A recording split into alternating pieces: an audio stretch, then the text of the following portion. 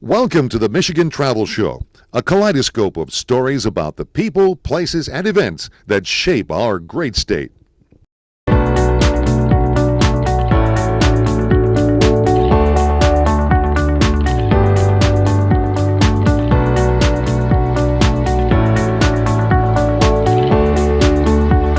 Okay, well, here I'm in Scranton, Pennsylvania, and I'm at a National Historical Site called Steamtown. Well, it gives you an idea, the steam locomotives of the day, and we're going to go to a National Historical Site, one I have not been to, so we're going to go in some of those buildings here and check out some of these huge locomotives that pulled out, that helped probably haul a lot of coal out of this area and probably a few other things in its day. So a cool sunny day here in Scranton. Interesting town with a couple of universities, Scranton University, Lackawanna College, Maryworth College, town of about 100,000.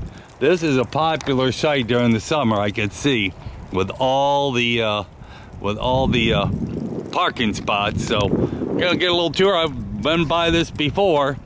Like I said, on I-80, it's about 30 miles north of I-80. So one of these little side trips, have a little bit of time after doing the New York City Marathon. So I'm gonna make it count for something. Okay, here it is, Steamtown. Working on the railroad was rarely romantic or glamorous. It was hard work, dirty, and tools. Here at the National Park Service took this over and retained the industrial working character of the historic Delaware, Lackawanna, and Western Railroad.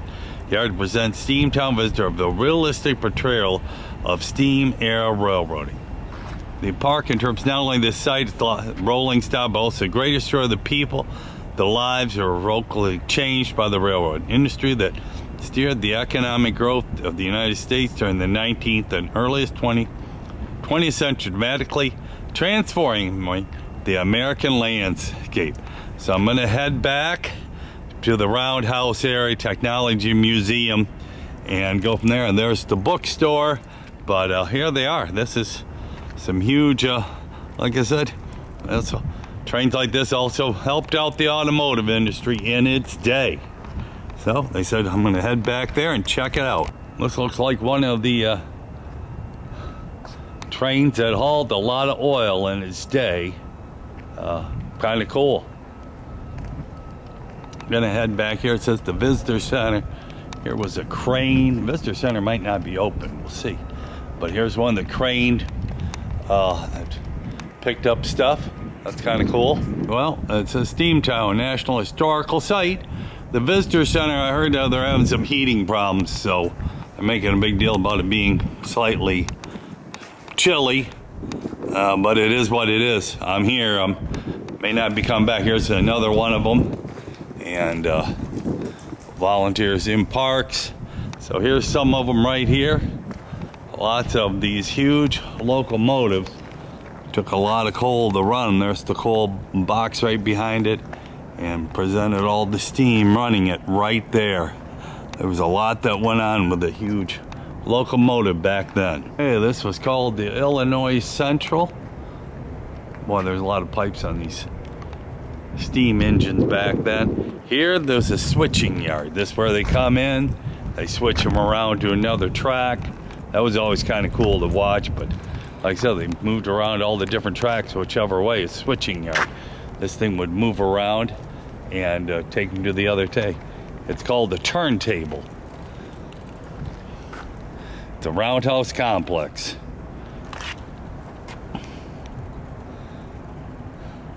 That's pretty cool. Yep, drop it off and switch it around. That is pretty cool.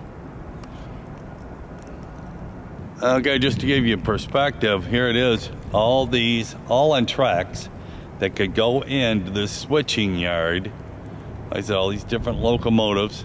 There's the caboose over there, caboose there. Like I said, the different, but they could roll in here and switch to a different spot for maintenance or to a different track. Pretty cool. Okay, the History Museum, I believe that building right there. They're all interconnected, but like I said, the visitor center and it's not open today because they set up some heating problem. But this is these simulates how they would go in for maintenance garages all the way around here. So this area was big on coal, and so starting between coal mining and producing steel in the area. It became a major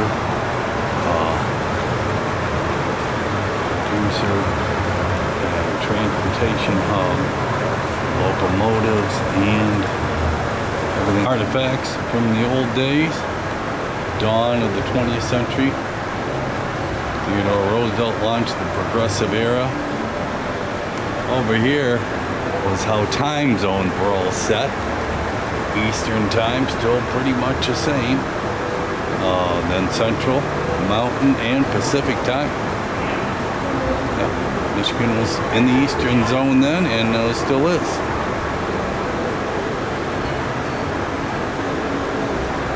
It used to be in the Western zone and the Central zone until it was changed in 1883. Well, in 1880, and then present time came after that.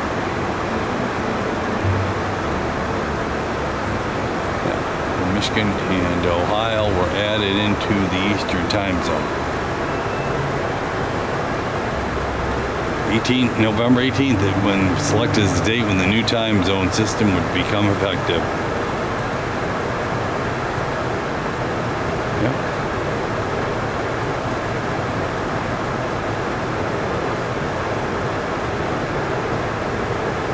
Standard time was passed in 1918. That's when Michigan was added to the Central Time Zone.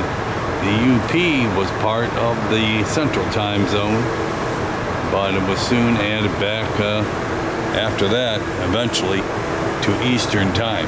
1893 is a great, the Railroad Safety Appliance Act required the installation of automatic couplers, automatic air brakes, and all freight and passenger used in interstate service. Okay, well, the dawn of the 20th century. We got a great history book of this. It's pretty cool. Like I said, mining, the whole deal. Yeah, pretty cool. Henry Ford. Here's the Model T that only cost $850 by 27. It was 15 million had been produced, and later models sold it for as low as $250.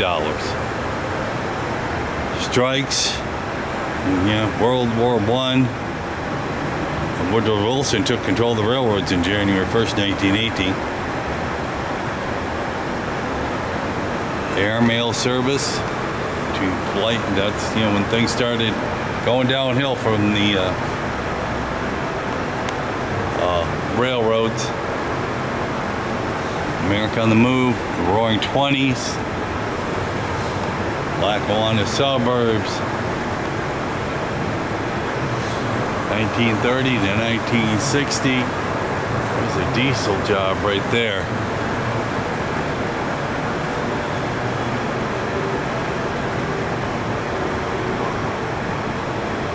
So in 1930,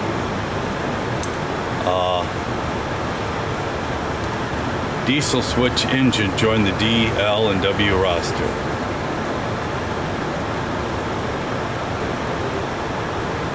American Express Company in 1929 was part of the railroad situation. All the railroads in 1948, all the lines. Production of locomotives during World War II was controlled by the War Production Board.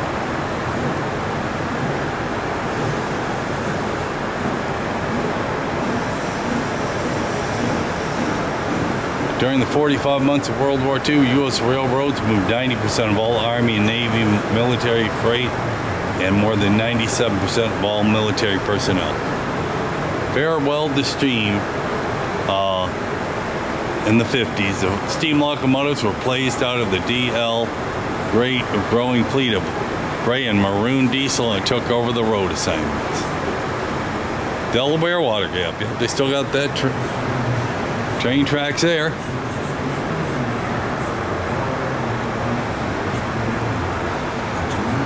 The switching yards we're at right now. And by 52, first time number of diesel exceeded the number of steam locomotives.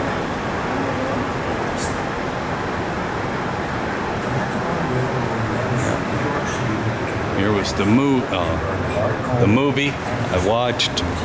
Some more stuff here. Pretty interesting.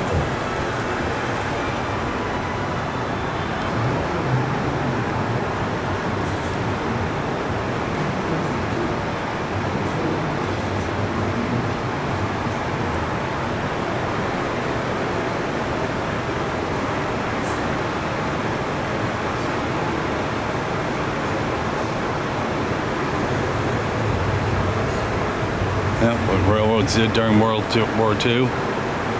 Pretty cool. Seeing all the different types of people who would be on railroads. Immigrants, military, brake and switchman, the tycoon.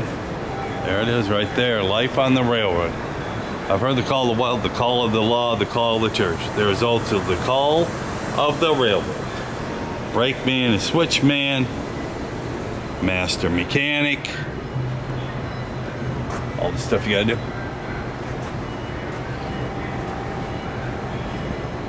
No. Engineer, master mechanics,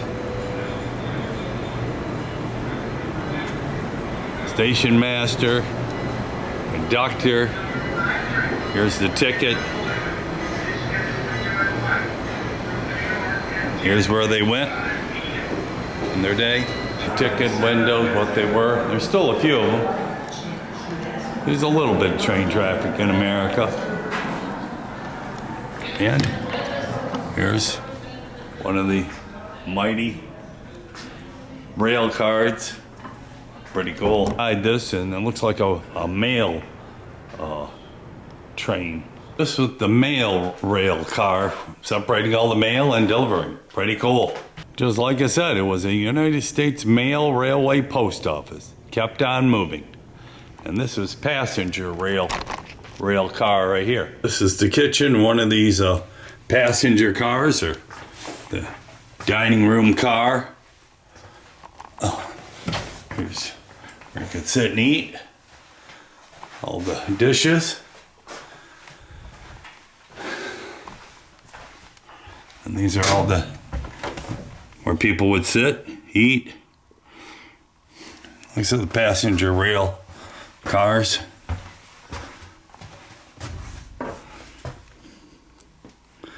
A bed there. Toilet. There. Here's where people would sleep. And a bunk bed where they could sit. Little place to.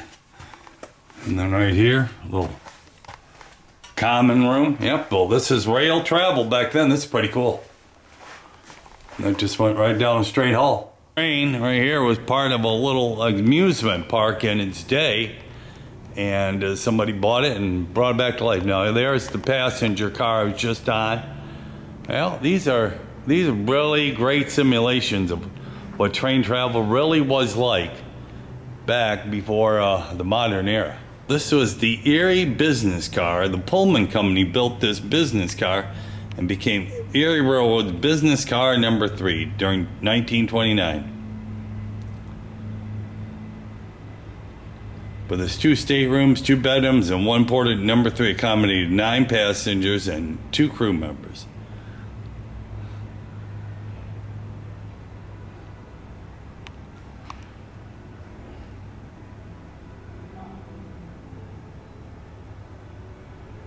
Pretty cool.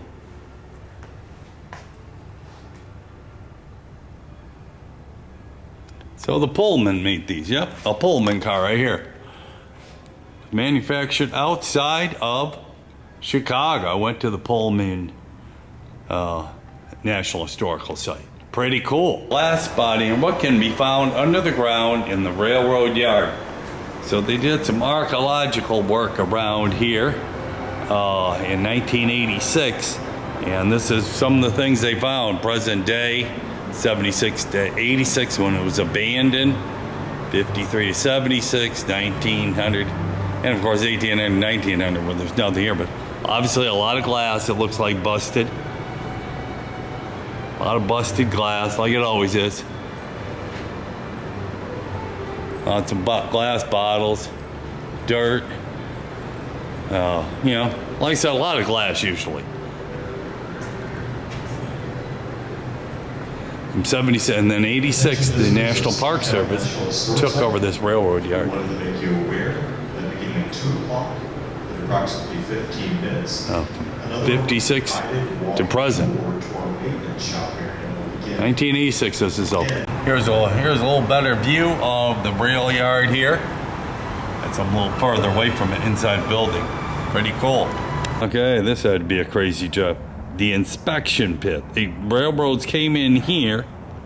That's only down 2.5, 3, and you had to fix it from there. That is crazy. Well, thank God you ain't got to do that type of work anymore. Okay, it's called the Roundhouse. I believe it's open. So from 1902 to 1937, the Roundhouse. The Roundhouse was a part of the Delaware, Lackawanna, and Western yards. Here, mechanics performed daily maintenance on steam locomotives, routine inspections, light repairs, and boiler washer. Hissing steam, pounding hammers, and the drone of engines provide a constant backdrop of the mechanics' work. During the 40s and 50s, the diesel-electric motive with its different maintenance rendered the Roundhouse obsolete. The DL&W removed 2/3 of Scranton Roadhouse in the 50s. You're about to enter the largest 3 remaining DL&W Roundhouse sections. Wowee. I'm just walking in here. I can still smell all the oil, and they haven't worked on these trains in years. They just pulled them in here. Got to have a lot of ventilation. A lot of oil there. Reminds me of my General Motors days, smelling like oil every day. This was one of their largest roundhouse where they did all the maintenance on these huge locomotives. Wowee. Look at the size of that thing. Unbelievable.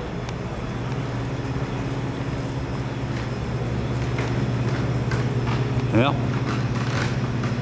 Look at the size. It is unbelievable how big they were. And how much maintenance, what they were built out of. Truly was something. Wowee. That is impressive.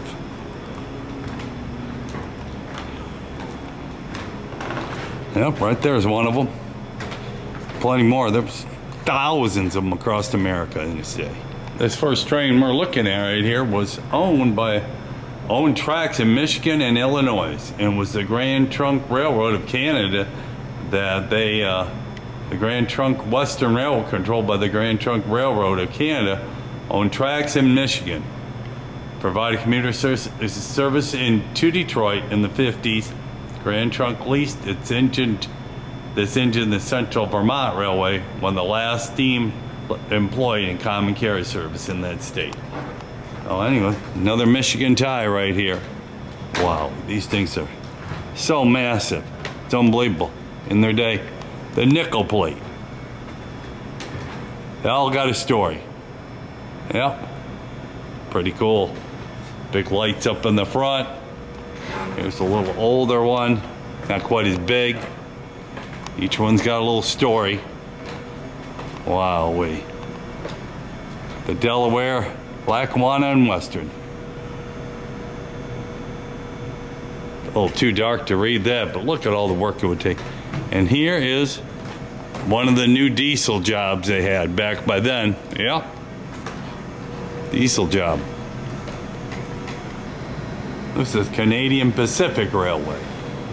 They call they call them the series of 462 Pacific. You know, all those numbers. And of course, they all had a number. This is 2317. Yep. They were all massive machines back in their day. Truly worth something. And then here's where all the workers had to work, do their thing right here. Then obviously the inspection pit underneath, working underneath them. All these things took a lot of maintenance. Smells like, you know, smells like when I worked at General Motors. That's crazy.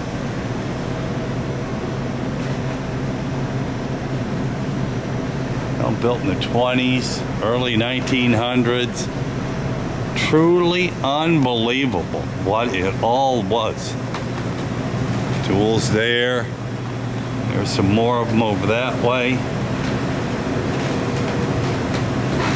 A locomotive repair. The roundhouse is a home to the national parks of operating locomotives. Today, just in the 1930s, mechanics labor inside the roundhouse to repair working steam locomotives.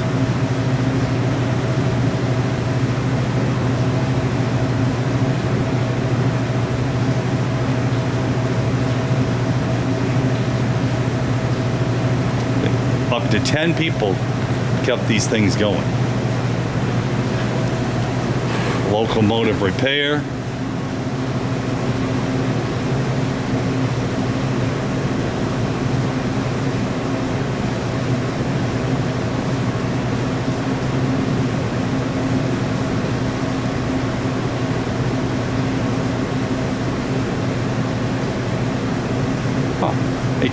They kept the fire going if they were going to just put it back into service a few hours later. Boiler washing.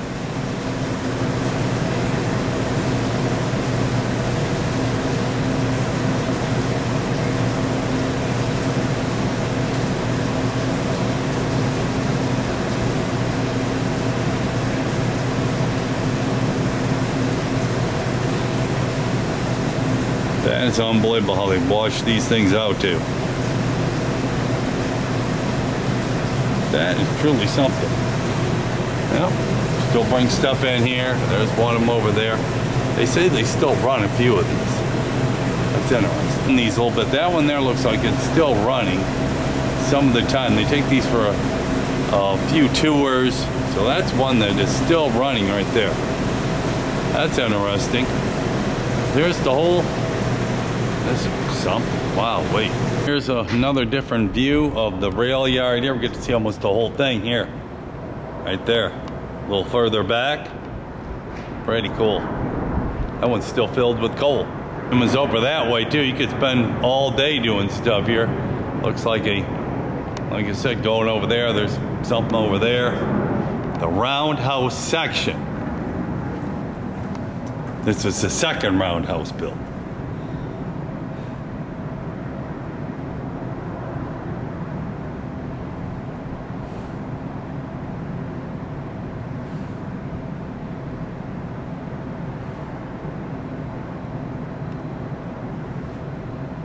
This thing was completely filled back in 1902, 1910. On the side of technology, but like I said,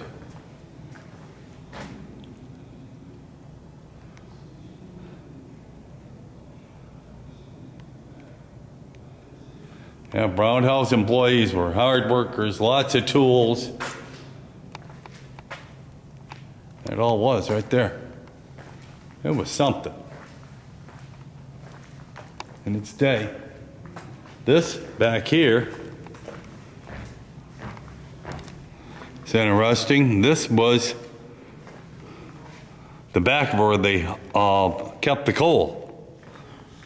They always had to have a coal delivered 06 switcher. And 23 always had the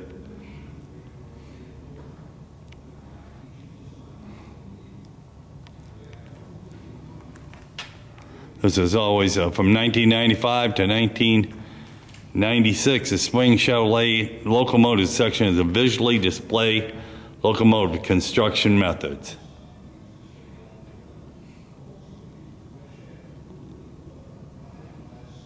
Oh, that's operating in the Pittsburgh area. The story of steam.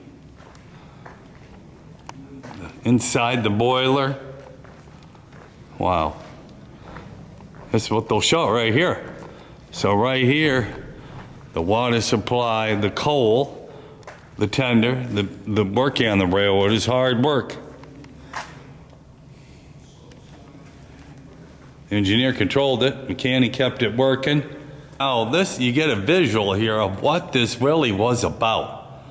The crown sheet, what was all inside it. There was a lot going on in there.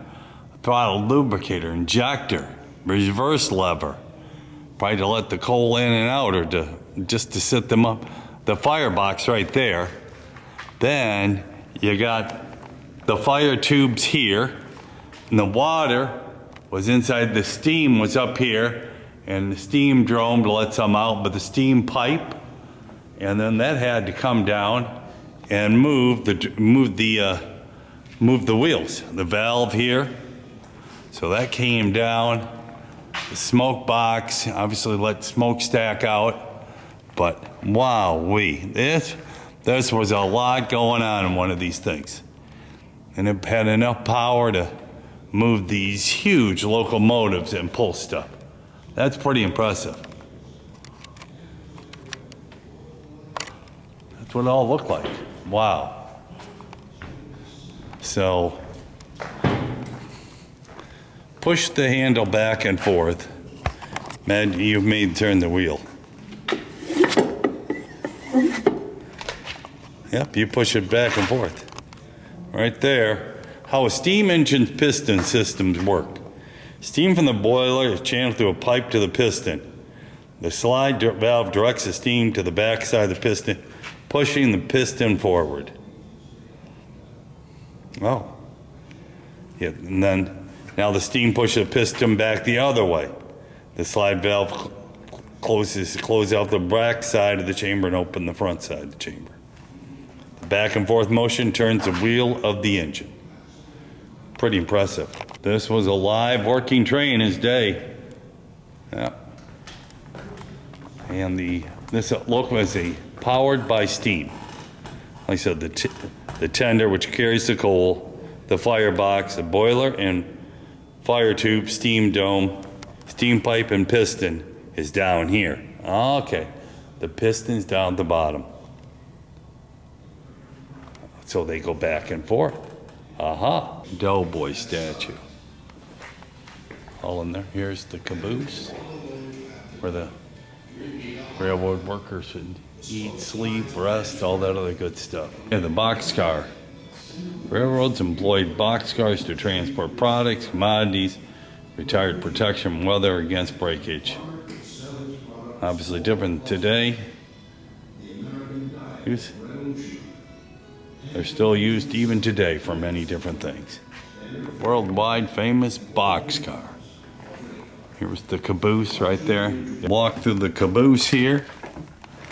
Like I said, tools, spot to keep yourself warm. And then up on top here, they could sleep or watch what was ahead of them. So it was kind of cool. Bathroom. Let's say they lay that out to sleep. Stuff they would read. And then we just go up the other side here. Gonna go into the DL&W boxcar. Millions of them worldwide, obviously. But they got a little film going on in here. Tank cars are perfect for hauling chemicals, molasses, corn syrup, and milk. So they're called boxcar. Before the turn of the century, the business's market was limited. Introduced in the 1950s. This continuing evolution to fit function has been a significant factor in the revitalization of the railroad industry. Again, proving the value of a well-designed freight car. Yeah. Okay, kind of interesting. Like I said, the boxcar. This the replica showing how a steam engine really works. And down here at the bottom, goes down there, and there's the piston right there that goes back and forth. Now I see how it all works, that piston. And that pushes that back and forth. Pretty cool. Well, you got a pretty view along here. It's kind of in a valley. and the hills are all around it. Kind of cool. Got those poles up there, and it must be electrical poles. This is the bookstore here. Obviously it was something else in its day, and so they've got a bunch of old rail cars and locomotives here for display, and it's good that they've kept a great part of American history here. This is pretty cool. Oh, this is all evolved, and they've kept it. That's nice. We'll see what they have to say over here. And now, like I said, they have the second floor, but not able to go up to it today. But that's okay. It is what it is. And so the roundhouse office right there. So that was the roundhouse office. That's what controlled everything. It's the oldest surviving building in the Delaware, Lackawanna, and Western Scranton yard. That is amazing. It was a complex machine around here back then. We're gonna go into the bookstore here for a minute. Check it out. The oil house it was in its day. There's one of the old locomotives there. Wow, wait. Run smoothly, machine requires lubrication, and the steam locomotive was no exception. Had to be greased and oil cups filled the rim. Well, it had to be something. During the steam era, railroads across construct oils to safely store flammable oils and grease used in railroad operations. It was built in 1912, reinforced concrete. So if something happened, yeah, case of fire.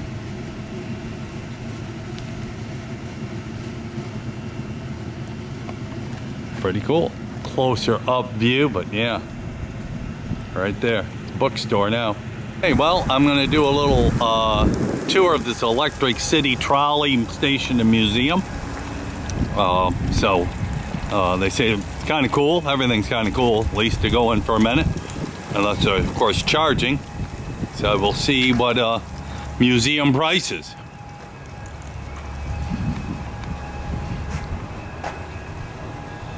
$12 to get $7 to go in. Huh. Well, I'll find out.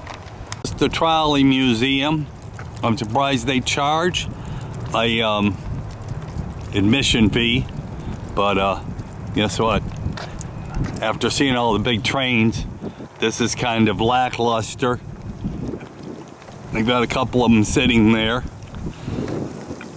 There's one. Not a lot to a trolley. You know, they got a small engine on them.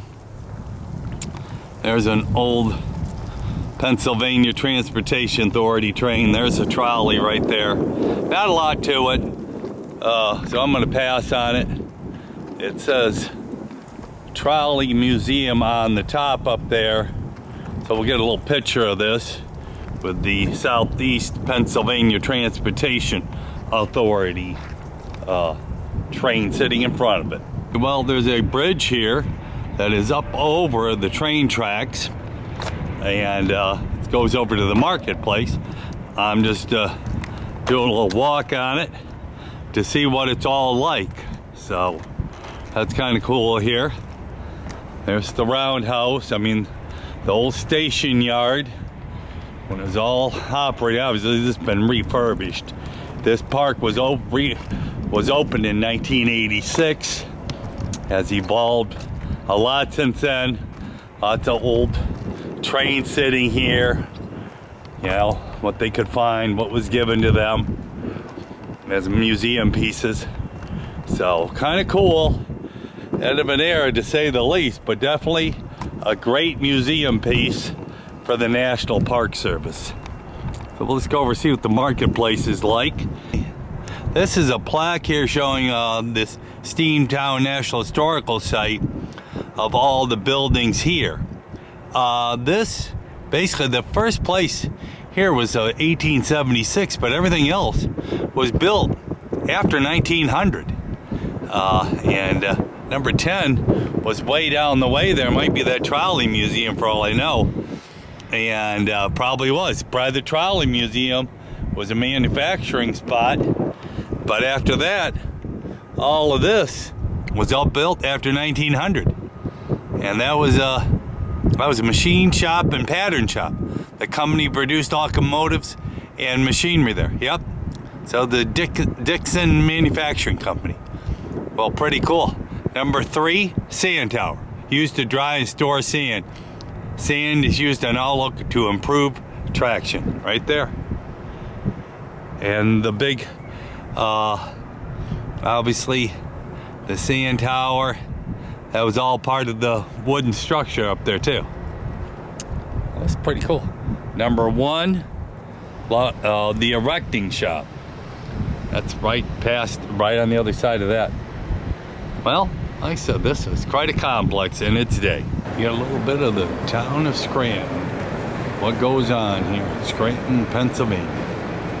Northeast Pennsylvania. And walking through a mall here, and then I'm going to start my drive home. Okay, there it is. Or about a 200. This is definitely in a little valley here. There's the Steamtown National Historical Site, but the hills around us, all the way around us here, police department there, and then this is a little mall they have here. So you can't quite see the rest of it, but like I said, this is still train town in a lot of ways. A lot of trains definitely come through here because here's tracks they're still using, and right there looks like a spot for people to get a train ride here or there. But anyway, in the trolley museum, like so, it's old locomotive building spot. But yep, the town of Scranton, Pennsylvania. About 100,000 people live here. Okay, it's been fun here. One of their whopper restored locomotives. That's a beauty, and that's beautiful. Right now, like I said, huge coal car there, and water and coal in there up to the front of it. Yeah, that was one of their whoppers in its day. Yeah, it was like I said, quite the locomotive in its day. Pretty cool. A little better view of it here, but this is their whopper one here. It is a beauty, like I said, but fully restored.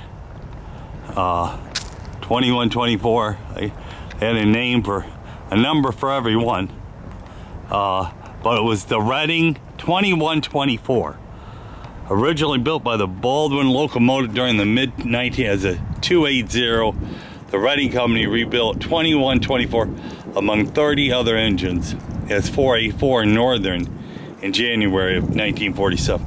The Reading Northerns were heavy-duty freight locomotives assigned most often to coal traffic. Their wide fire boxes burned clum, a waste product of anthracite coal. Together, the engine tender weighed 405 tons and easily pulled 150 loaded coal hoppers.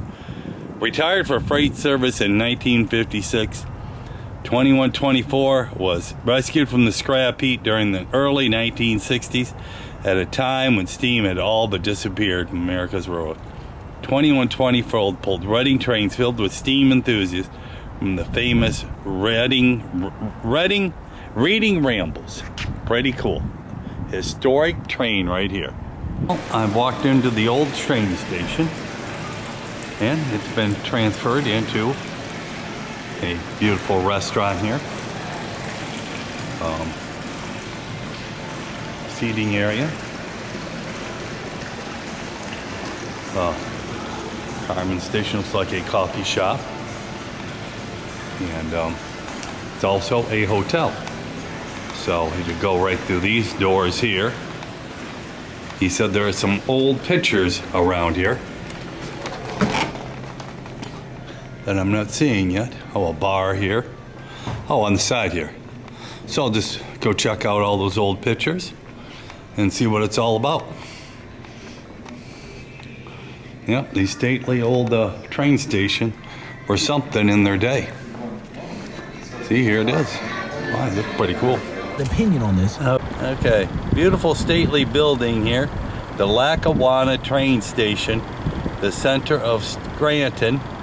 That's where all the train traffic came in and out of for passenger service. And pretty cool place inside. Like I said, a hotel now and eatery, restaurant, a couple of restaurants and bars. So cool spot. Well, anyway, time for me to head home.